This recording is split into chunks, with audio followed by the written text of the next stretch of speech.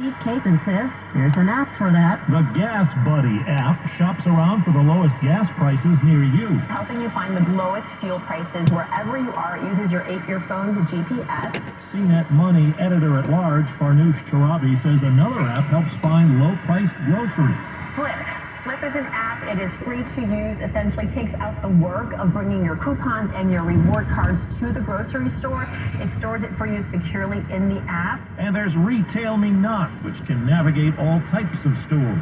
It will tell you if there are coupon codes, cashback offers, discounts for wherever you're shopping. Steve Capen, CBS News. You may know him as Mr. Bond, but Daniel Craig is also starring on Broadway in a new version of Macbeth. That was at least until he tested positive for COVID. The production has been temporarily halted. Linda Kenyon, CBS News.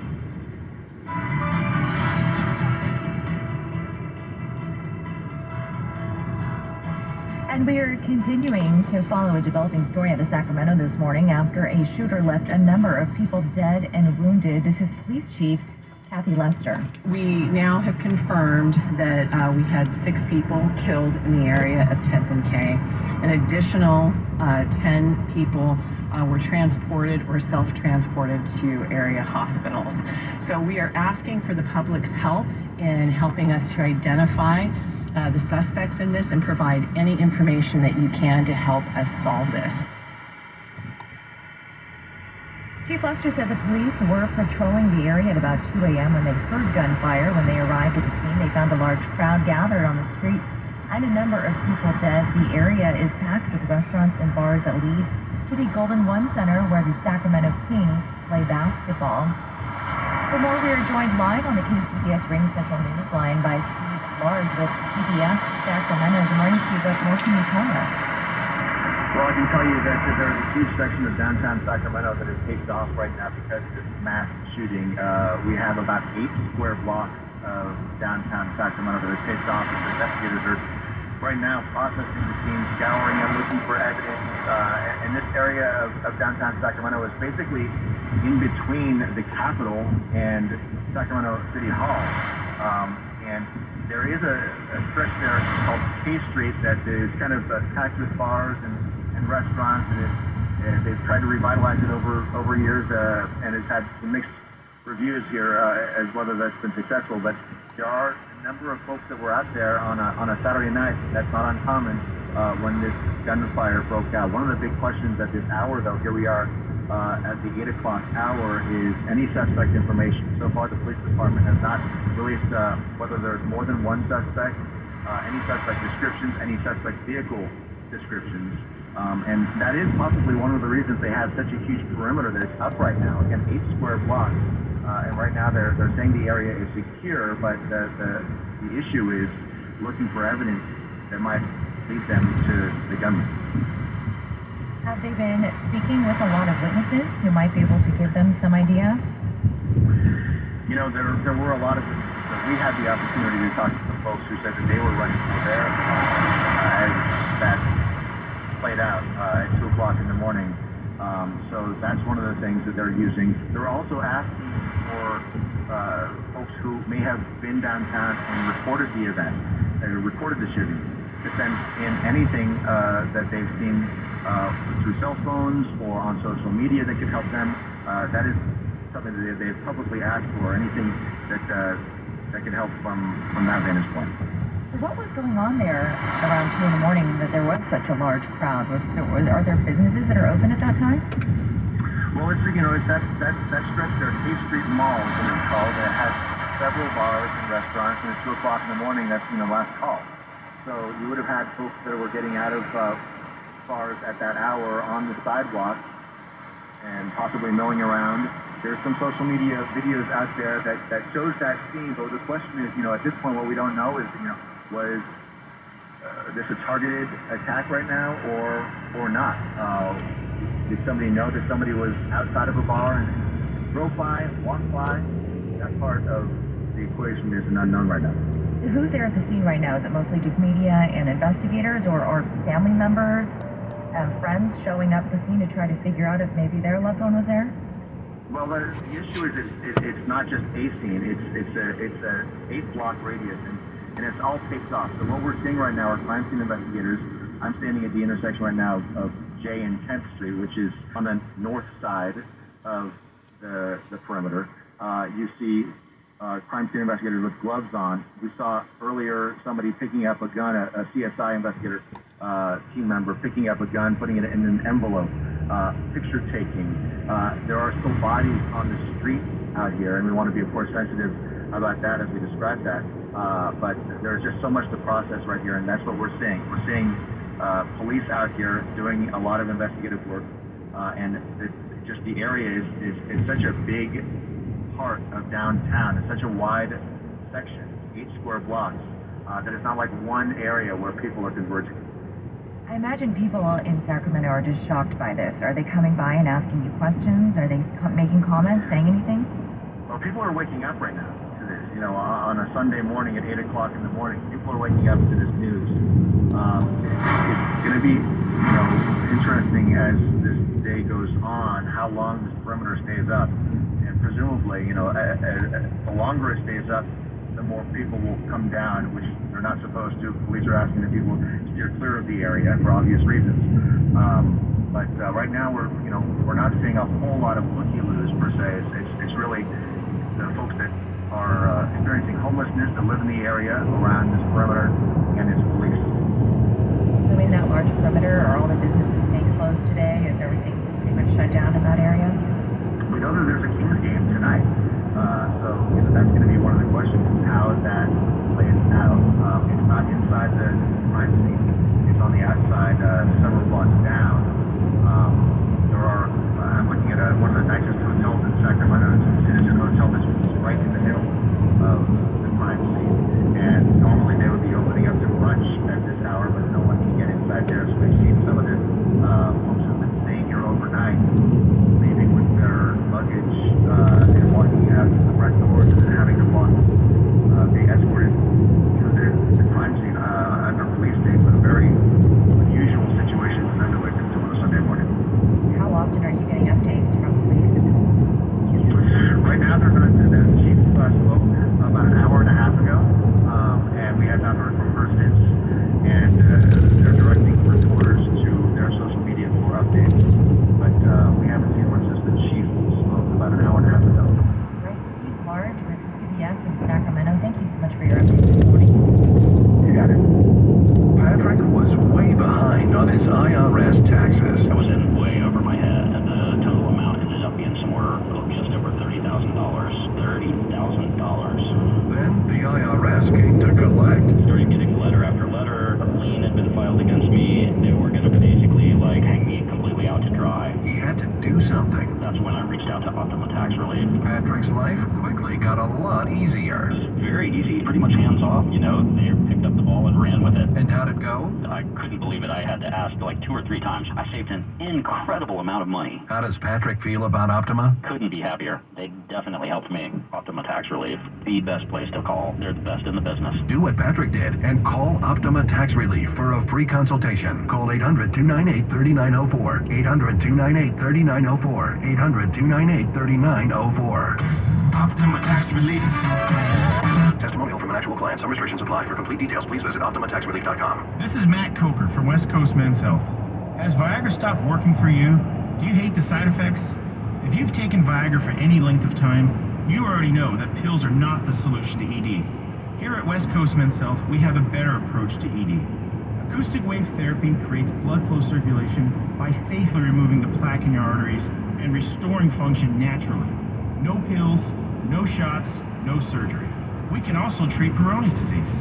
Our non-invasive treatment for ED is painless and highly effective. We have treated thousands of men just like you. Stop living with this problem and do something about it. Do yourself a favor, do your partner a favor, and call us today. With offices in San Mateo and Sacramento, call 650-407-1168. That's 650-407-1168. 650-407-1168. Online at westcoastmenshealth.com. HSA cards welcome. Hey you. Ever wanted to learn a new language, like French or Spanish? Or even Norwegian, but thought it'd be too difficult or time-consuming? If so, So, it's time to try Babbel. Babbel lets you customize how and when you learn. Quick 10-minute lessons on words, Siesta. palabras, phrases, and grammar. Los Malcofas. To games that keep it exciting. Listen to podcasts on the go or take live online classes with a real teacher. Hola clase, ¿cómo están? It's really up to you. In no time, chatting about real-life topics will feel, well, effortless. Go ahead, see where Babbel takes you. Ah, Paris. More ways to explore, more ways to learn. Learn a new language with ease. Go to Babbel.com to try for free. That's Babbel.com. Babbel.com.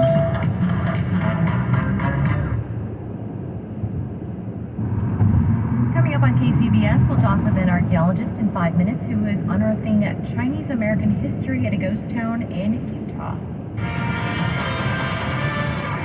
March Madness is about to come to an end as the two championship games are now set. On the women's side, it'll be South Carolina and UConn. Tip-off is at 5 p.m. tonight. And on the men's side, UNC will take on Kansas Monday night at 6:20. The Sharks suffered a narrow defeat yesterday against the Dallas Stars, losing by 1 goal, 5-4, and the Warriors pulled off a win last night, beating the Utah Jazz 111-107. For more Warriors talk, here's Joe Hughes. The Warriors are back on the hardwood tonight in Sacramento, and there are just 4 games left on the NBA's regular season schedule before the playoffs begin. And overall, the team has been struggling for the better part of a month and a half. The Warriors head coach Steve Kerr still believes this group has what it takes to flip the switch and go on a long postseason run. We can still get Steph back healthy for the playoffs. It's a possibility. You got Draymond coming along, conditioning-wise. You got Andre, knock on wood, healthy. I still think this can all come together, and that's a testament to the guys for just staying the course through these rough patches that we've had. Warriors taking on the Kings tonight. That game will tip off at 6 p.m. From the Sports Desk, Joe Hughes, KCBS.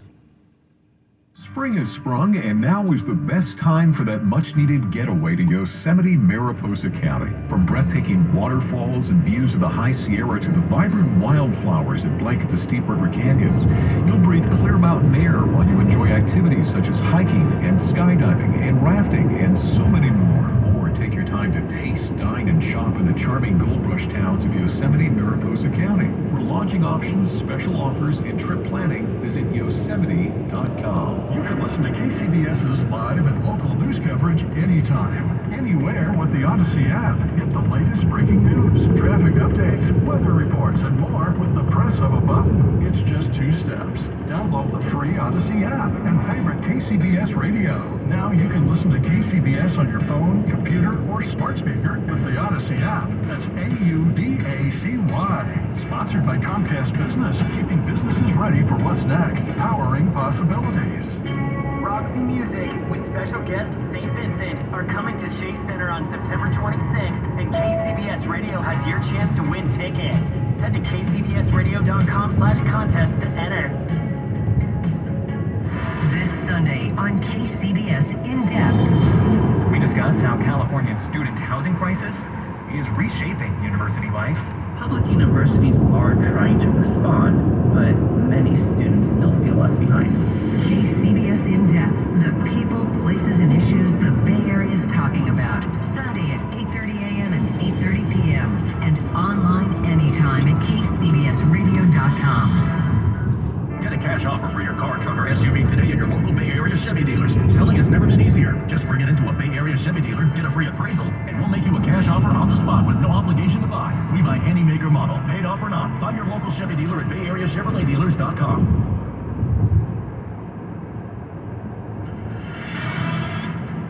It's 8:18. How's our traffic looking this Sunday morning, Pat? Well, Lisa, just got a call from the KCBS phone force about a person walking in lanes of traffic in Burlingame, 101 northbound near Broadway. Again, they said the person was not on the shoulder, but walking in lanes of traffic on the freeway. They had already called CHP, so we'll see if anything comes of this area. We have not seen any slowdowns, but I would not be surprised that if this is the case, they might have to slow traffic or stop for a couple of minutes. So we'll wait and see what exactly happens in that area. Also looking at a new problem in San Jose, southbound 101 at the connector ramp to southbound 880. An accident there is blocking that connector ramp involving a couple of vehicles. Emergency crews are responding. There do appear to be some injuries involved. And we are seeing a little bit of traffic on 92 East getting away from 280 right before Ralston. Not really sure what's going on there in Belmont, but if you know what's going on, let us know on the phone for us. 415-391-KCBS. Your next update, 828 on the traffic leader, KCBS. Taking a look at your KCBS 6-day forecast. Today will be sunny, except for a few morning clouds, mainly at the coast. Winds kicking up a bit in the afternoon. Highs in the upper 50s at the coast, 60s along the bay, and 70s inland. Tonight, mostly clear. Light winds getting less severe after midnight at the coast. Tomorrow, partly cloudy in the morning, but otherwise sunny. Tuesday, highs will be in the upper 50s to mid-60s at the coast and by the bay, and mid-70s inland. And then the change comes Wednesday, Thursday. It'll be clear, becoming much warmer midweek with highs in the 70s and 80s, getting into the low 90s inland on Thursday. And then Friday, partly cloudy, a bit cooler, highs in the mid-60s to low 80s. The game time temperature for the Giants opener should be around 70 degrees. Traffic and weather together on the 8th on All News 106.9 and AM 740 KCBS. An abandoned ghost town in northwestern Utah now has a second life as a cultural heritage site. The town of Terrace was founded in 1869 by Chinese immigrants who built the Transcontinental Railroad. For more, we are joined live on the KCBS Ring Central News Line by Chris Merritt, State Historic Preservation Officer at the Utah Division of State History. Good morning, Chris. Good morning. How are you doing? Great. So what is the story of Terrace's rise and fall? Trying to put it into a nutshell is we all know the story of the Transcontinental Railroad's construction in 1869, but what is less known is that for the next 30 years, Chinese railroad workers were the primary maintenance force for both the Union and Central Pacific Railroads. And so there's all these small little Chinese stories spread throughout these rural parts of the West. Terrace is one of the largest Chinese towns in Utah in the 1870s, and so it was really a remarkable place. But then when the railroad decided to cut across Great Salt Lake and we built the Hoosier Cutoff, this northern branch of the Transcontinental Railroad became less important, eventually abandoned. So Terrace had about a 30-year run that was very big and then just disappeared like so many stories in the American West. So tell me about these residents, where they came from and why. Well, when the Central Pacific Railroad decided to leave Sacramento heading eastward building the Transcontinental, they recognized they needed lots and lots of labor. And they experimented with some Chinese railroad workers outside Sacramento. They worked so well that the railroad actually sponsored about 15,000 Chinese immigrants from either those already in the United States or went directly back to China, where a lot of Chinese residents were looking for economic opportunity given famine, civil war, and political unrest. And so between 1864 and 1869, 15 to 18,000 Chinese workers contributed labor to the first Transcontinental Railroad's construction. So did women and children live there too, or was it mostly just male laborers? Unfortunately, due to a lot of our legal issues in the 19th century where we attacked Chinese labor, particularly women and children, it was largely a male workforce that we find in western towns. We never had the number of Chinese women or children as like larger Chinatowns like San Francisco or Butte, Montana. So largely this was a bachelor or married men landscape with all their families still home in China, and they're working here to try to support their families back home. What kind of visitors and trade came through that town? Oh, well, think about it. For about 15 years, this was the only railroad route connecting California to the East Coast. So every piece of freight, every passenger that took railroad for 15 years came right through Terrace. And that allowed Terrace to be connected to a global market. And the artifacts we've been finding out at Terrace shows this global network far beyond what we typically think in 21st century about the 19th century. They were importing, dry Chinese food goods from South China, and we're finding them here in this little teeny town in the middle of nowhere, Utah.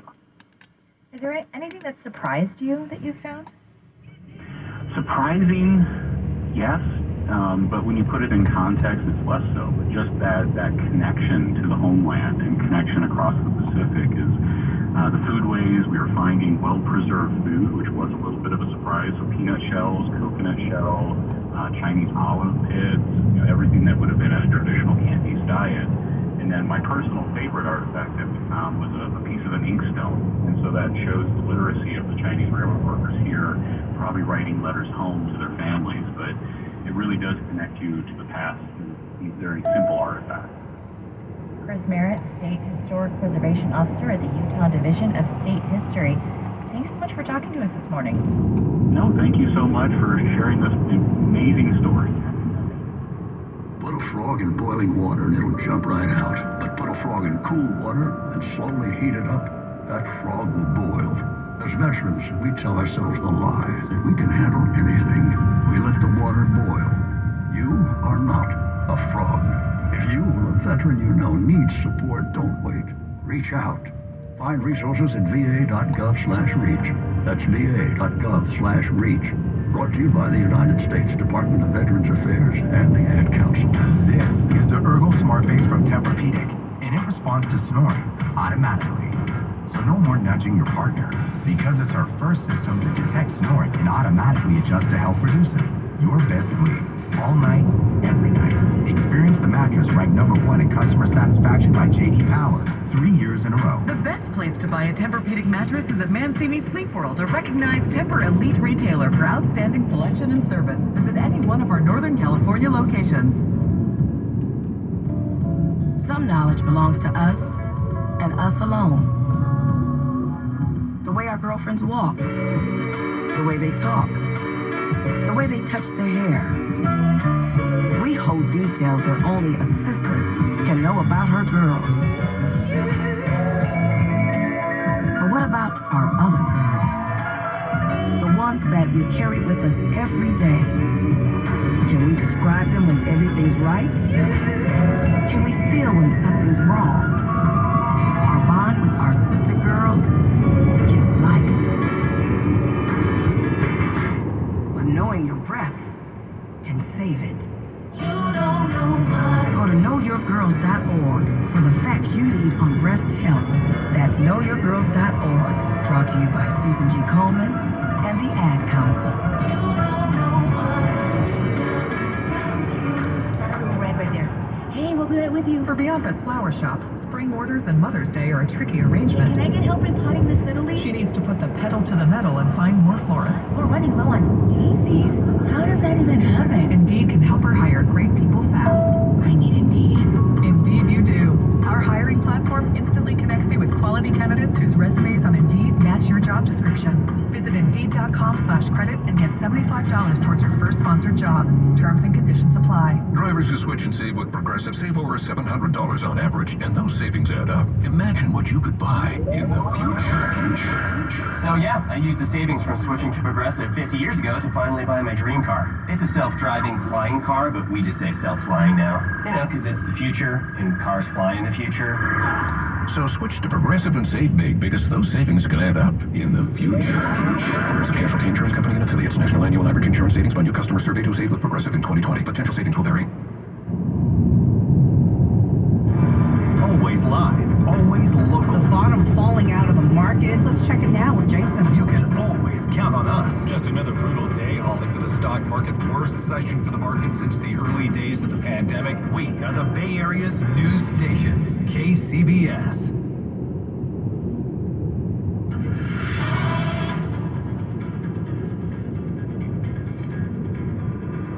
And it's time to get a check of our traffic this morning by Ted Ramey. Good morning, Ted.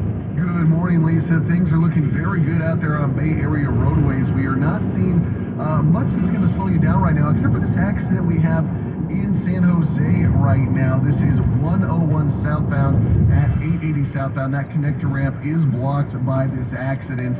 But right now, we're not really seeing any slowing there, so I'm wondering if it's just because volume is so light, or maybe they've already gotten it out of the roadway. If you see anything, let us know in the phone force, 415-391-KCBS. Traffic when you need it on the traffic leader, KCBS. And taking a look at your weather for today, it is going to be sunny except for a few morning clouds mainly at the coast. Winds will be kicking up a bit in the afternoon. Highs will be in the upper 50s at the coast, 60s along the bay, and 70s inland tonight. Clear, light winds getting less severe after midnight at the coast. And then Monday, partly cloudy in the morning, but otherwise sunny with highs in the upper 50s to mid-60s at the coast and by the bay, and mid-70s inland. Traffic and weather together on the on All News 106.9 and AM 740 KCBS. Everyone knows that Nature Valley crunchy bars are, well, crunchy. What they don't know is that they're also packed with 16 grams of whole grains, ready to help you get out there. Nature Valley, for every adventure.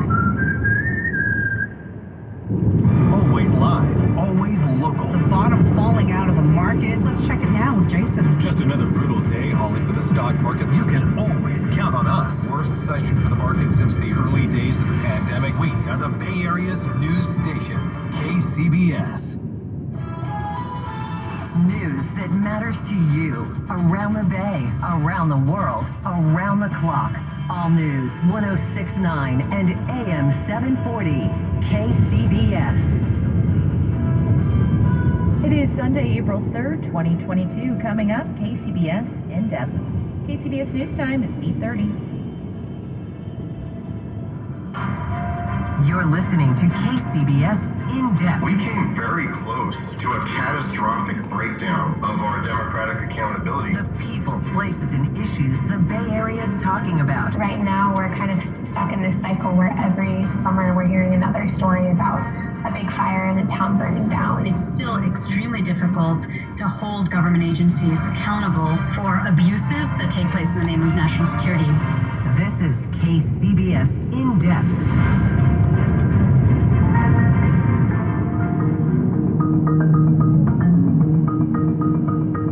For a little bit there, it seemed as though a court-mandated enrollment freeze would force UC Berkeley to dramatically cut down on the number of students it had planned to enroll in its fall freshman class. So it surely came as a relief to a whole lot of hopeful high school students last month, when state lawmakers managed to craft a last-minute legislative fix just ahead of the deadline to send out admission letters. But while that new law solved the immediate problem facing the school, the underlying crisis that caused all this in the first place hasn't gone anywhere. Welcome to KCBS In Depth. I'm Keith Menconi, and today on the program, we're going to examine the student housing crisis now facing Berkeley, as well as other college towns throughout California. A crisis that's pushing many low-income students to the financial brink as enrollment growth continues to outpace new housing and the cost of living soars ever higher. Starting off that conversation, we're going to focus first on how this crisis has been unfolding in Berkeley specifically. To bring us that story, we're going to welcome on now Frances Dinkelspiel, a reporter and a co-founder for the digital news outlet Berkeley Side, who's been covering this topic. Frances Dinkelspiel, welcome to KCBS In Depth. Thank you for having me. So to start us off, remind us how this all started. We're talking about a lawsuit brought against the university by a group of angry Berkeley residents. What was that over, and how did it get us here? This has been a long time in the making.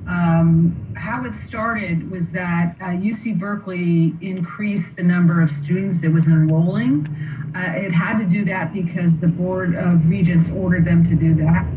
And they increased the number of students by more than 30% from 2007 to around 2019. That's about an additional 11,000 students.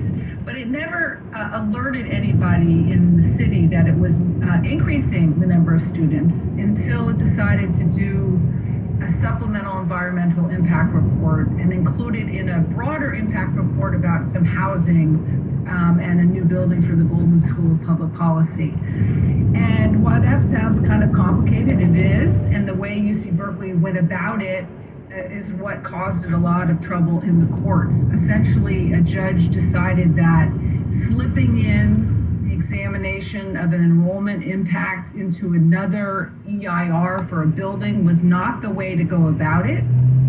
That in fact, UC Berkeley abused its discretion, and the judge ordered UC Berkeley to do a new EIR, and eventually said, you got to stop permitting more students to come in until you examine the impact. So that set the stage for this. And the people behind the lawsuit that made this happen was a group called Save Berkeley's Neighborhood. neighborhoods, which is made up supposedly of dozens of neighborhood groups in Berkeley. Yeah. So speed ahead to the beginning of this year, and we began hearing from Berkeley that because it has lost court appeals, it is about to need to cut its enrollment for the fall term, and it's expected that that's going to have a major impact on the incoming freshman class. Bring us up to about February and what lawmakers in California's legislature did in response. Well, UC Berkeley had been ordered to cap its enrollment way back in the latter part of 2021, but because of some glitch, it never appealed that enrollment cap. When all of a sudden it found itself, having to implement that enrollment cap, and it, of course, didn't want to do that. So for a period of about 3 weeks, it looked like UC Berkeley was going to have to seriously drop the number of admissions it offered to both undergraduates and transfer students. And this meant that at least 3,000 hardworking high school students who had been hoping to get into UC Berkeley were either not going to be admitted, or they were going to be admitted and asked to defer their enrollment. And of course, lawmakers and many people said, this is a really awful unintended consequence. These innocent students are being caught between this much larger conversation that's happening in California about student enrollment and housing. So anyway, the legislature didn't want this to happen, and it introduced a bill on March 11th to sort of erase this enrollment cap for UC Berkeley, and Governor Newsom signed a bill March 14th, erasing this cap. It was record movement on the part of the legislature. It was extraordinary how fast they moved to make sure that students who were hoping to enroll at UC Berkeley were able to. All right, so that's where things stand right now. But the group that first launched that lawsuit, as you mentioned, Save Berkeley's Neighborhoods, they are not too happy about that legislation that was passed. Recently spoke with the group's president, Phil Bakavoy, and we're going to bring in his perspective now. He says that the new law simply does not address the core issue his group has been trying to raise. That is the mismatch between